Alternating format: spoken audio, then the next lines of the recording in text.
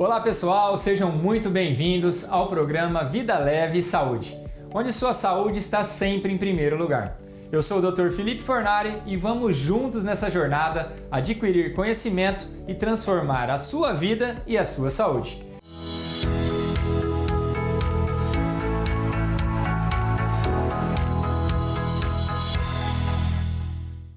Hoje vamos falar sobre a saúde ocular, que é essencial para a qualidade de vida, já que os olhos são um dos principais meios de interação com o mundo. E para isso nós recebemos em nossos estúdios uma convidada mais que especial, a doutora Caroline Pinheiro Fornari. Seja bem-vinda, doutora. Muito obrigada pelo convite, um prazer enorme estar aqui conversando com vocês um pouquinho sobre a saúde dos olhos. A doutora Caroline ela é formada em Faculdade de Medicina em Catanduva, fez residência médica no Hospital dos Olhos de Rio Preto e fez um fellowship em córnea, catarata e glaucoma no hospital em Araraquara. Vamos começar a entrevista, doutora? Sim, senhor. Estamos à disposição. Para falar para os nossos telespectadores, qual que é a principal função dos olhos, como que a gente deve proteger, como que a gente deve cuidar dos nossos olhos? Eu sempre falo para os pacientes, né, qual que é a importância da visão para você, né? A visão é um dos nossos principais sentidos, então enxergar é muito importante, né? E a gente precisa estar, como tudo na vida, prevenindo os problemas futuros, né? Então a prevenção sempre é o melhor caminho. Então é indicado fazer uma avaliação oftalmológica pelo menos uma vez por ano, a partir do primeiro ano de vida. Os bebezinhos já fazem o teste do olhinho, que é a avaliação do reflexo vermelho. Lá na maternidade, precisa acompanhar por conta de problemas que podem acontecer, principalmente na retina, doenças do fundo do olho. E a partir do primeiro aninho de vida, a gente acompanha também para ver se vai ter manifestação de estrabismo, distúrbios de refração, que é a necessidade de correção com óculos ou não. E aí, corrigir isso na infância, porque a nossa capacidade de enxergar se desenvolve até por volta dos 7, 9 anos, então é muito importante que a retina seja estimulada e se desenvolva durante essa fase, para que a criança, na vida adulta, possa enxergar bem, enxergar perfeitamente.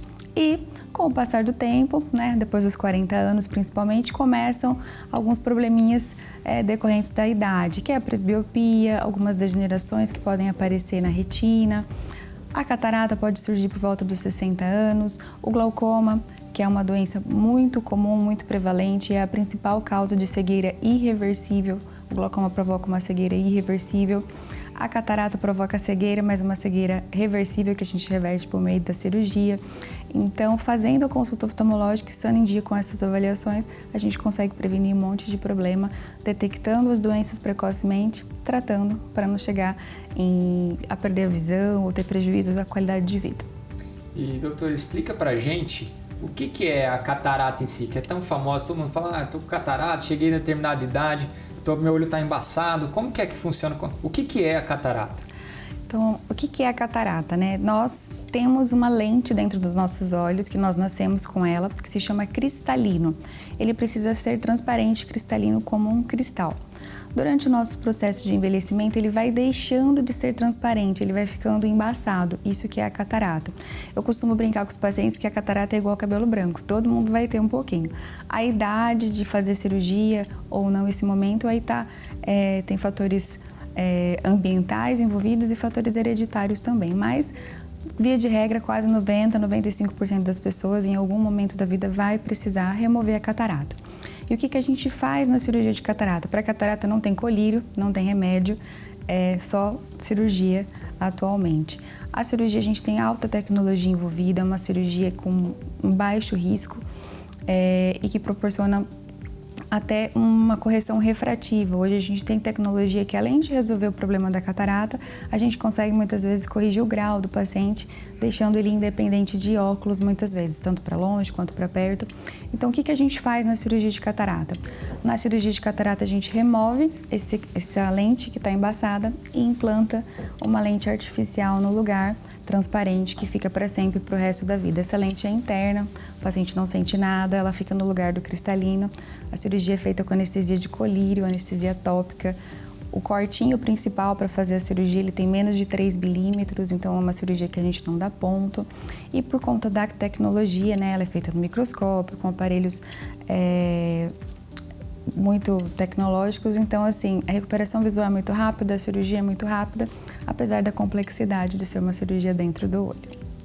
E para aquelas pessoas que têm medo, vai falar em cirurgia, às vezes o paciente fica com, não sei se eu opero, não sei. Como que é a recuperação, assim, em quanto tempo o paciente pode retornar às suas atividades, ele tem que ter um cuidado prévio, como é que é antes de fazer a cirurgia, você explicou agora o passo a passo e como que é o depois.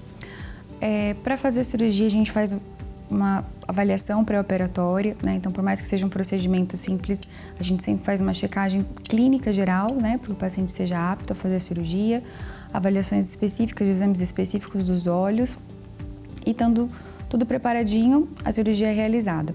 Normalmente a gente inicia colírios, antibióticos, anti-inflamatórios alguns dias antes. Eu inicio normalmente 2 dias antes para preparar o olho para prevenção de inflamações e infecções no pós-operatório. Mas normalmente a recuperação visual é muito rápida. Em uma semana, na maioria das vezes, dependendo da atividade, o paciente pode voltar às suas atividades, dependendo do tipo de trabalho, se é alguma coisa que pega mais peso, às vezes 15 a 30 dias, dependendo da função que o paciente exerce. Mas normalmente a recuperação visual é muito rápida, 24 horas, no máximo 3 dias, a maioria dos pacientes já está bem satisfeito com a qualidade de visão. E sempre que a pessoa tem a catarata, geralmente dá nos 2 olhos de uma vez, ou um olho aparece primeiro, como é que é? A catarata senil, né, que é pelo avançar da idade, normalmente ela é bilateral, acontece nos 2 olhos. Ela pode ser assimétrica, um olho tem um pouquinho mais do que o outro. Normalmente a gente opera primeiro o olho que está com a catarata maior, mas ela pode ser assimétrica. Normalmente, quando são cataratas diferentes, um olho com uma catarata muito grande, outro olho sem catarata, a gente tem outras condições associadas, ou processos inflamatórios, ou as cataratas traumáticas, ou medicamento, alguma coisa pode ter desencadeado a catarata ficar muito maior em um olho do que no outro, mas normalmente elas vão crescendo quase que simultâneas. E tem algum outro fator que pode vir a gerar catarata nas pessoas? É a questão da idade, né? Praticamente por volta dos 60 anos, grande parte das pessoas vai desenvolver catarata. Fatores hereditários, então quem os pais tiveram que operar catarata tem uma predisposição maior a desenvolver. Pessoas que são muito expostas à radiação solar, então pessoas que trabalham na parte rural, que são muito expostas ao sol, têm uma predisposição de desenvolver catarata mais precocemente. Diabéticos e fumantes também.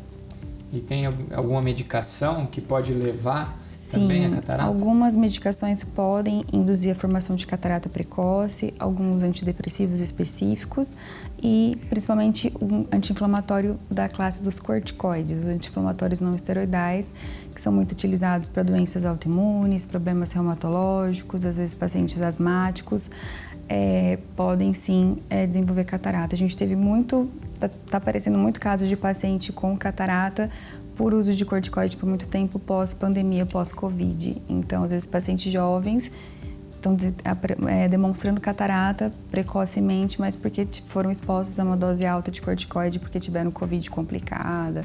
E isso acontece sim. E está tendo, né, um uso indiscriminado das medicações, principalmente os corticoides, que são usados para muitos tratamentos. Então, assim, o ideal é sempre procurar um profissional, não tomar a medicação por conta própria, porque isso aí acaba gerando outros transtornos futuramente, como é o caso da catarata. E, doutora, como que, assim, o paciente identificou? Como que eu sei, eu preciso ir quando ao oftalmologista, para saber sobre essa catarata, meu olho embaçou, ou ele não tem um sinal evidente para eu procurar o oftalmologista?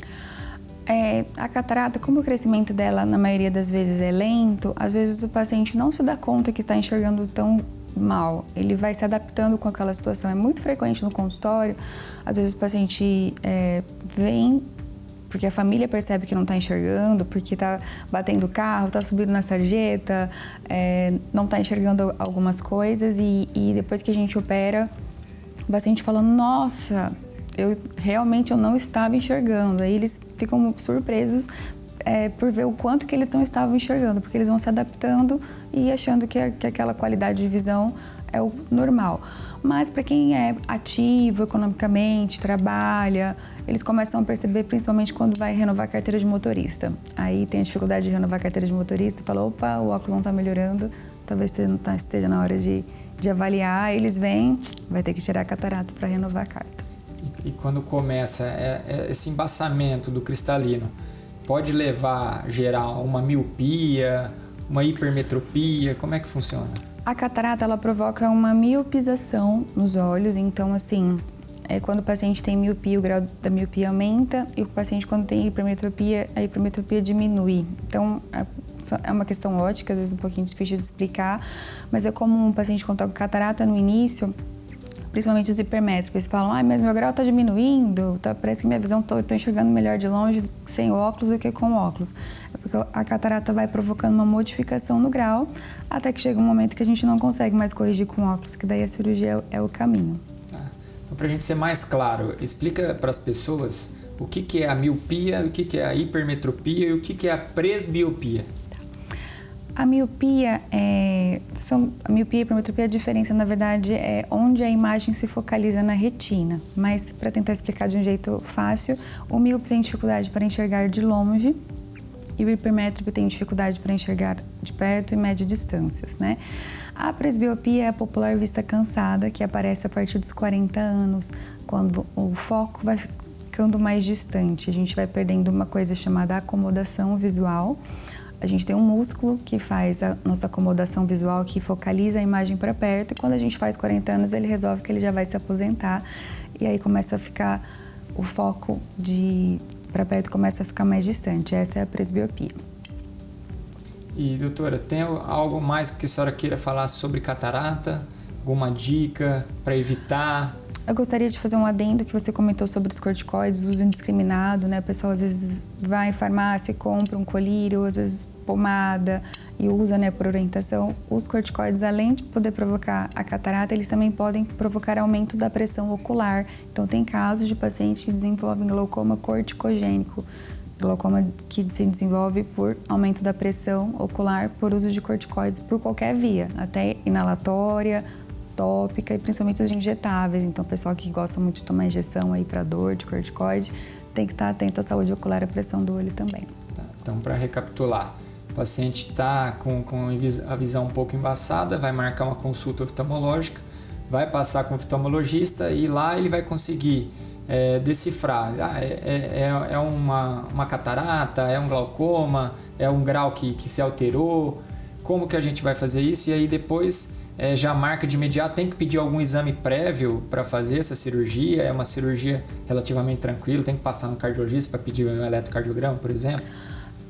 Na consulta oftalmológica, né, nós fazemos toda a avaliação, desde a avaliação do grau, a tonometria, que é a avaliação da pressão ocular, na avaliação do fundo do olho, avaliar a retina do paciente. É muito importante que a retina esteja bem saudável para o paciente ser submetido a qualquer procedimento.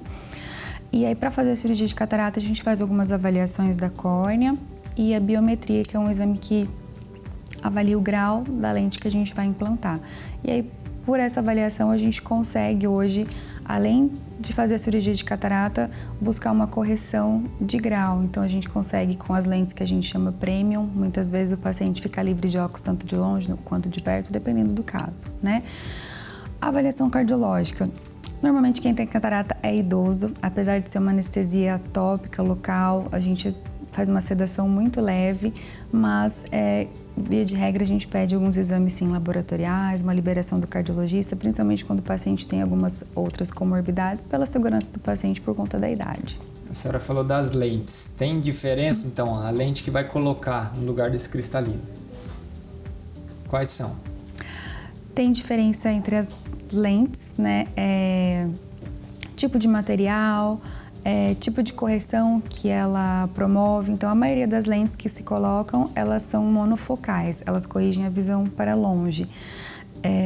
Mas se o paciente tem astigmatismo, que é uma alteração na curvatura da córnea, ou tem o desejo de corrigir a visão também para perto, a gente tem algumas lentes que são tóricas, que conseguem corrigir o grau de longe e também o astigmatismo, e as lentes que corrigem perto e longe, que são as lentes de foco estendido ou as lentes trifocais hoje, que a gente consegue, além de resolver o problema da catarata, provocar a independência dos óculos para a maioria dos pacientes. Claro que a gente nunca pode prometer nenhum tipo de resultado, é uma cirurgia, apesar de muita tecnologia, de risco baixo, é um procedimento cirúrgico. Na medicina nada é exato, por mais que tecnologia que a gente tenha, por mais cálculos e precisão que a gente tenha, a gente nunca pode prometer que o paciente vai ficar completamente livre de óculos, que vai ficar zerado, mas na maioria das vezes, felizmente, os pacientes ficam bastante satisfeitos. Doutora, obrigado. Vamos dar um intervalo e daqui a pouquinho tem mais o programa Vida Leve e Saúde com a doutora Caroline Pinheiro Fornari, que está falando sobre avaliação oftalmológica, catarata, glaucoma. Fiquem ligados, daqui a pouquinho tem mais.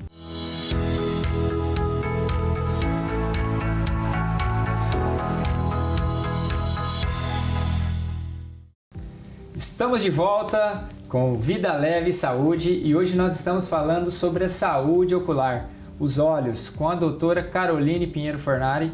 E agora, no primeiro bloco, a gente falou um pouquinho de catarata e agora nós vamos falar um pouquinho sobre glaucoma. Doutora, explica pra gente o que é o glaucoma, esse nome tão terrível. O glaucoma é uma doença muito comum, muito prevalente e ela é a principal causa de cegueira irreversível no mundo. Estima-se que quase 2 milhões de pessoas são diagnosticadas com glaucoma anualmente. Então, ele é muito comum. E o grande problema do glaucoma é que ele é silencioso. Na maioria das vezes, o paciente não sente nada. Quando vai apresentar algum sintoma, já está com parte da visão comprometida. O glaucoma ele é uma neuropatia, ele afeta o nervo óptico. E o nervo vai perdendo fibras e ficando mais fino com o tempo. E isso vai afetando a visão periférica. Então, quando vai chegando na visão central, o paciente já perdeu boa parte do seu nervo óptico. E o que perdeu do nervo, a gente não consegue reverter com tratamento nem com cirurgia. O tratamento do glaucoma, basicamente, ele é para reduzir a pressão ocular. A maior parte dos pacientes que têm glaucoma tem a pressão ocular elevada, mas cerca de 10% das pessoas podem ter glaucoma mesmo com a pressão normal. Então, o mais importante é a avaliação do fundo do olho, a avaliação com o seu oftalmologista, a avaliação do seu nervo óptico, para saber se você tem risco de desenvolver glaucoma ou não. E quais são, assim, o que leva o paciente a procurar quais são os sinais e os sintomas do glaucoma? Ele vai ter um vermelhidão, ele vai ter uma dor, o que ele vai apresentar? Porque às vezes ainda tem esse impasse, né, das pessoas não procurarem os médicos preventivamente. Então eles esperam acontecer o problema para depois ir buscar. No caso do glaucoma, como a senhora disse, quanto mais tempo essa demora para procurar, vai comendo o nervo óptico e mais difícil fica o tratamento, podendo levar à cegueira. Então, qual que é o primeiro sinal, assim, o primeiro sintoma para a pessoa ir ao oftalmologista e tentar decifrar o glaucoma? O principal sintoma, que é um sintoma inespecífico, daí a grande dificuldade, é a dor. Então, tem paciente que tem uma dor no fundo do olho, que lembra uma dor de enxaqueca, uma dor que fica pulsando. Alguns pacientes veem pontos brilhantes passando, mas o principal é a dor. E é muito frequente o paciente, por exemplo, minimizar essa dor. Eu tenho enxaqueca, vou tomando remédio e às vezes o olho fica um pouquinho vermelho, acho que é conjuntivite, tem dor, vai passando o tempo e na verdade essas dores eram manifestações da pressão ocular elevada. Mas como eu disse, é um sintoma muito inespecífico. Muitas vezes a dor de cabeça pode ser devido a outras causas, né? Enxaqueca, cefaleia tensional, mas é um sinal de alerta. E os pacientes, quando tem casos na família, então se tem parentes de primeiro grau com glaucoma, tem uma chance quase 10 vezes maior de desenvolver. Então, pessoas com mais de 40 anos, que têm casos de glaucoma na família, tem dor nos olhos, no fundo dos olhos, assim, eventuais, o olho fica vermelho com frequência. É muito importante estar em dia com a consulta oftalmológica, porque se a gente detecta inicialmente a doença, a gente inicia o tratamento e a gente consegue com que ela se estacione. O que se perdeu do nervo, infelizmente, a gente não consegue reverter, mas a gente consegue com que ela se estacione e o paciente tenha qualidade de vida e de visão por muitos e muitos anos. Então, o que acaba acontecendo é que o paciente começa com esses sinais, mas então ele vai procurar um neurologista primariamente. Às vezes, sim. E vocês têm alguma relação, assim, o neurologista consegue identificar, porque ele vai fazer os exames. É que enxaqueca também é muito inespecífico, né? Peso na cabeça, uma dor de cabeça, ver os pontinhos, mas para a gente imaginar, equalizar que seja algo oftalmológico é um pouco mais difícil. Então, o que é o ideal? Então, o paciente com esses sinais pode procurar, logicamente, um neurologista, mas também procurar um oftalmologista, porque não pode ter nada a ver relacionado à enxaqueca, mas começa o início do glaucoma, né? Isso é importante a gente frisar para as pessoas, porque como o glaucoma ocorre um quadro irreversível, então quanto mais tempo você perde, mais tempo você vai ficar debilitado, né? Então, se você já precocemente consegue marcar uma consulta oftalmológica e esse oftalmologista, lógico, vai te examinar e vai detectar que você está com grau. Tem graus também, doutora, de glaucoma? Tem sim. Como é que é? Depende de quanto o paciente perdeu de nervo, né? Então, tem pacientes com glaucoma leves, glaucomas moderados e glaucomas avançados. Os pacientes com glaucoma avançados, eles enxergam como se tivessem uma fresta, um túnel. Tem só a visão central, não tem a visão periférica. Os pacientes com glaucomas leves têm perdas pequenas, localizadas, que não atrapalham tanto a qualidade de vida. Como é que funciona o acompanhamento? Então, o paciente detectou, está com glaucoma em um determinado grau, vamos lá. E aí, como é que funciona? Você tem que ir mensalmente, 3 meses, 6 meses, 1 ano, tem medicação para isso? Como é que funciona? A partir do momento que a gente faz diagnóstico de glaucoma, o paciente precisa ser acompanhado continuamente, né? A gente faz avaliação por diversos exames complementares para ter certeza de que a doença está estacionada. Então, tem exames periódicos que a gente faz para confirmar que o glaucoma não está progredindo. E o tratamento se divide em segmentos, vamos dizer assim. Então, existe tratamento por meio de colírios, diversas classes de colírios combinados de formas diferentes, em que eles atuam basicamente reduzindo a pressão ocular. E existem os procedimentos cirúrgicos, desde lasers aos procedimentos um pouco mais invasivos, que é a cirurgia filtrante que a gente faz para reduzir a pressão ocular. Em casos de glaucoma mais avançados, pacientes com pressões do olho muito elevadas, que estão progredindo apesar do tratamento, a cirurgia é um caminho. Não é um bicho de 7 cabeças, não é uma cirurgia tão complicada, um pouco mais invasiva que a cirurgia de catarata, mas que nas mãos de um cirurgião experiente é uma cirurgia que tem ótimos resultados. O paciente consegue deixar a pressão do olho mais baixa, ter mais qualidade de vida, mas não interfere na visão. Então, assim, que se perdeu da visão, não volta.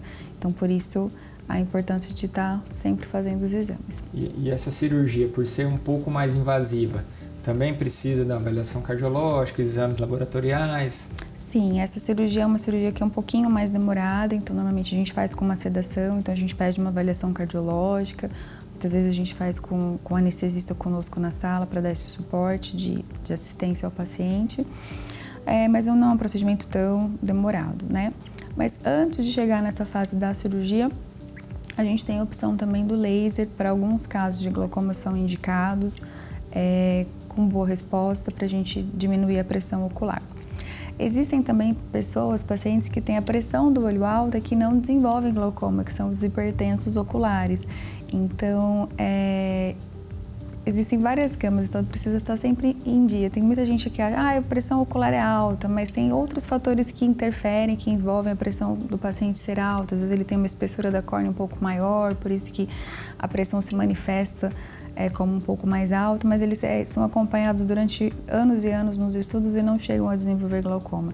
A gente tem uma pressão limite científica, normalmente que os estudos indicam tratar um hipertenso ocular para não desenvolver glaucoma, mas por isso que a gente precisa acompanhar, porque tem pacientes que têm pressão do olho considerada boa e que o glaucoma vai progredindo, então a gente precisa reduzir mais a pressão. E tem pacientes que têm pressão do olho alta e que não desenvolvem glaucoma ao longo da vida. Tá. Para encerrar então, doutor, o que a senhora recomenda para esses pacientes que têm glaucoma? Fazer e evitar de fazer? O paciente que tem glaucoma não pode deixar de ser vigilante em relação ao seu acompanhamento. Tem que estar em dia com a consulta oftalmológica, fazer o acompanhamento de acordo com a orientação do seu oftalmologista, seja trimestral, quadrimestral ou semestral, o acompanhamento, fazer o uso das medicações de forma adequada, tentar não falhar, então colocar os colírios em horários habituais ali da sua rotina que fique difícil de você esquecer. E se você não estiver conseguindo aderir ao tratamento adequadamente, converse com o seu oftalmologista abertamente, que ele vai procurar outras estratégias para você, seja de procedimentos cirúrgicos, para ter certeza de que o seu glaucoma vai ficar estável, que não vai evoluir ao longo dos anos, podendo provocar cegueira irreversível. Doutora, muito obrigado pela sua presença, por fazer parte do quadro. E eu sei que o seu tempo é corrido, você tem 2 crianças. Muito obrigado por estar aqui. Obrigada pelo espaço, pelo convite. Pessoal, algumas dicas práticas para vocês. Alguns pontos importantes para manter uma boa visão, que incluem a consulta regular com o seu oftalmologista. Muitas doenças oculares, como glaucoma, catarata, podem ser evitadas e tratadas precocemente com exames regulares. A proteção contra a luz azul e UV, o uso excessivo de telas pode causar fadiga ocular, enquanto a exposição ao sol sem proteção pode levar a problemas como degeneração muscular. O uso de óculos com filtro UV é muito recomendado. E em relação à alimentação, precisamos manter ela equilibrada, rica em vitaminas A, C, E, ômega 3 e zinco, que são nutrientes essenciais para a saúde dos olhos. Alimentos como cenoura, peixe, laranja, castanhas ajudam muito na prevenção dessas doenças. E como que a gente deve fazer a higiene desses olhos? O cuidado com as lentes de contato, o mau uso dessas lentes pode causar infecções graves e é essencial higienizá-las corretamente e seguir as orientações do fabricante e do seu oftalmologista. Evite coçar os olhos para não levar germes e bactérias. Evite o esforço visual em excesso. Ficar muitas horas em frente às telas sem pausar pode causar fadiga ocular e a síndrome do olho seco, que a regra seria de a cada 20 minutos você está parando, levantando, até por questões também da circulação. Então, e ficar a cerca de 6 metros por 20 segundos já ajuda a aliviar esse cansaço. Além disso, ambientes como ar-condicionado ou ventiladores podem ressecar os olhos. Então, o ideal é você usar colírios lubrificantes se for necessário. Beber bastante água. Então, se você bebe 2 litros de água, o ideal é você tome 3, 4 litros de água, porque nossa região é muito quente. E os sinais de alerta são vermelhidão frequente, visão embaçada, dor nos olhos e sensibilidade à luz. Pode indicar que você tem algum problema e deve ser avaliado por um especialista. O sono é também fundamental para o descanso. Então, durma bem. Um descanso adequado permite a recuperação da sua visão e evita que os olhos fiquem vermelhos e irritados. Evite o tabagismo, fumar pode causar problemas como catarata e degeneração macular precoce. Consulte um oftalmologista pelo menos uma vez ao ano para detectar problemas precocemente, como nós vimos no caso do glaucoma. Cuidar da saúde ocular não só previne doenças, mas também melhora a qualidade da visão e do bem-estar geral. É um hábito diário que pode prevenir complicações e garantir uma boa saúde ocular por muitos anos. Este é apenas o começo de uma jornada para transformar vidas com informação, motivação e hábitos saudáveis. Agora a jornada continua com vocês. Cuide do seu corpo, alimente sua mente e viva com equilíbrio. Seu bem-estar está em suas mãos. Vamos juntos nessa caminhada rumo a uma vida mais leve e saudável. Obrigado por fazerem parte dessa história. Nos vemos nos próximos capítulos.